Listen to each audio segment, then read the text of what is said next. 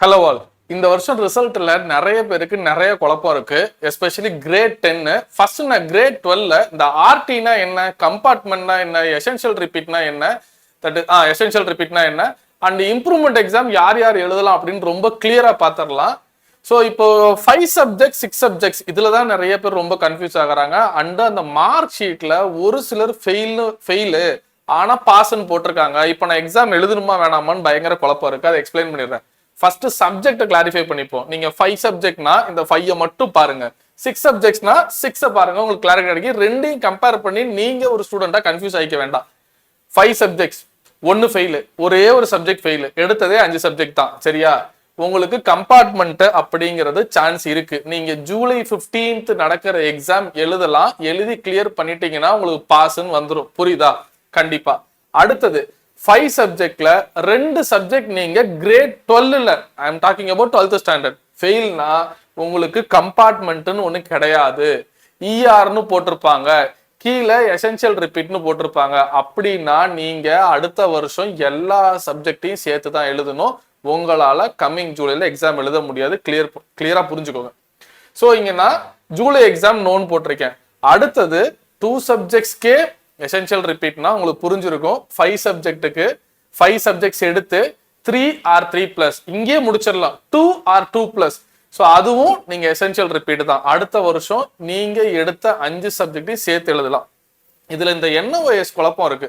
அதை நம்ம தனியா இன்னொரு வீடியோல பார்ப்போம். ஸோ உங்களுக்கு இது புரிஞ்சிருக்கும். இப்ப 6 சப்ஜெக்ட் வருவோம். 6 சப்ஜெக்ட்ல நீங்க ஒன்னு ஃபெயில், சப்போஸ் ஒரு எக்ஸாம்பிளுக்கு சொல்றேன், மேக்ஸ்ல நீங்க ஃபெயில், ஆனா உங்களுக்கு மார்க் ஷீட்ல ரிசல்ட் பேஜ்ல பாஸ்ன்னு வந்திருக்கும். ரொம்ப important, as per the norms நீங்க 12th கிளியர் பண்ணிட்டீங்க. அந்த மேக்ஸ்ல ஃபெயிலுனாலும் நீங்க பாஸ் ஆயிட்டீங்க.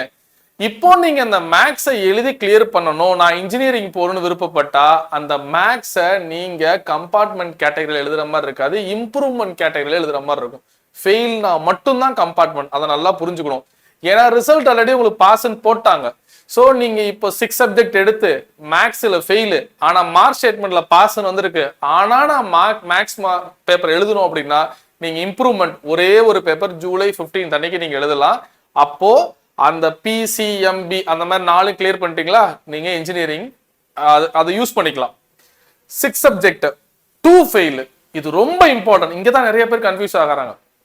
2 ஃபெயிலு, 5 சப்ஜெக்ட்ல 2 ஃபெயில்னா எசென்ஷியல் ரிப்பீட்னு வந்திருக்கும். ஆனா 6 சப்ஜெக்ட் எடுத்து 2 ஃபெயில்னா உங்களுக்கு கம்பார்ட்மெண்ட் ஆப்ஷன் ஒரு பேப்பர் எழுதலாம். அப்படி ஒரு பேப்பர் எழுதி நீங்க கிளியர் பண்ணிட்டீங்கன்னா நீங்க இங்க மேல உள்ள கேட்டகரிக்கு வந்துடுவீங்க. புரியுதா? சோ 5 சப்ஜெக்ட் நீங்க பாஸ் பண்ணணும்.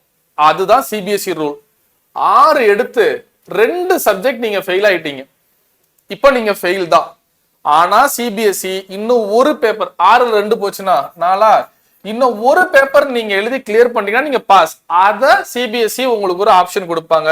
2 பேப்பர்ல ஏதாவது ஒரு பேப்பரை நீங்க எழுதி கிளியர் பண்ணலாம். உங்களுக்கு கம்பார்ட்மெண்ட் ஆப்ஷன் உண்டு. ஒரே ஒரு சப்ஜெக்ட் தான் எழுத முடியும். That is very important. இந்த மேல நோடின்னு ஆப்ஷனல் கொடுத்துருக்கேன்ல, அந்த ஆப்ஷனல் தான் சொன்னேன். மேக்ஸ் ஃபெயில்னா நீங்க அந்த ஃபெயில் ஆனதை வச்சு இன்ஜினியரிங் சேர முடியாது. நீங்க மறுபடியும் மேக்ஸ் எழுதணும். அதுதான் ஃபர்ஸ்ட் கேட்டகரியில ஆப்ஷனல் கொடுத்துருக்கேன். ஸோ 6 சப்ஜெக்ட் எடுக்கிறதுல இது ஒரு அட்வான்டேஜ் இருக்கு கண்டிப்பா. 5 சப்ஜெக்ட் தானே அது ஸ்கூலுக்கு ஒத்து வரணும். ஸ்கூல்ல நீங்க போய் சேர்ற ஸ்கூல்ல அவங்க 6 சப்ஜெக்ட் உங்களுக்கு கொடுக்கணும், டைம் டேபிள் அதெல்லாம் இருக்கணும்ல. அண்ட் 3 சப்ஜெக்ட்ல 6 சப்ஜெக்ட்ல 3 ஃபெயில்னா 3 or 3+ ஃபெயில்னா எசென்ஷியல் ரிப்பீட் தான். எக்ஸாம் எழுத முடியாது. அடுத்த வருஷம் நீங்க 5 சேர்த்து தான் எழுதணும். புரிஞ்சுதுங்களா? 12th standard very clear. 10th, இந்த 10th இப்ப நடக்கிறதே 2 எக்ஸாம். ஆல்ரெடி மார்ச்ல ஒன்று நடந்தது, இப்ப மேல ஒன்று நடந்துட்டு இருக்கு. இந்த மேல நடக்கிற செகண்ட் சான்ஸ்லயே அவங்க ஃபெயில் ஆனாங்கன்னா 10th ஜூலைல கம்பார்ட்மெண்ட்னு ஒரு வார்த்தையே கிடையாது.